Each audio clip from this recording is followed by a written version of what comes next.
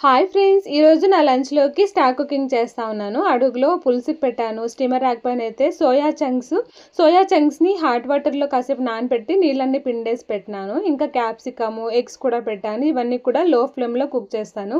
నేను 5 ఇయర్స్ నుంచి రోజు స్టార్ కుకింగ్ చేస్తాననమాట. సో, నాకు టైం కూడా సేవ్ అవుతది. అన్నీ ఒకేసారి కుక్ చేయొచ్చు.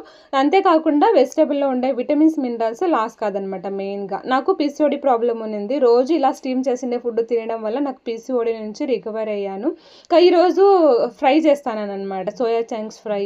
సో, ఈ సోయా చంక్ ఫ్రైకి అయితే పెరుగులోకి కారం పొడి, పసుపు, garam masala, ginger garlic paste, salt, తర్వాత క్యూబ్స్ లాగా కట్ చేసిండే ఆనియను, ఇంకా స్టీమ్ చేసుకోండే క్యాప్సికమ్, మనం స్టీమ్ చేసుకోండే సోయా చంక్స్ కూడా వేసేసి ఒక 5 నిమిషాలు వీటిని నానబెట్టుకొని తర్వాత కొంచెం ఆయిల్ వేసి దీన్ని ఒక 2, 3 నిమిషాలు అట్లా ఫ్రై చేసుకుంటే ఫ్రై రెడీ అయిపోతుంది. సోయా చంక్స్ ఆరోగ్యానికి చాలా మంచిది. హై ప్రోటీన్ ఉంటుంది.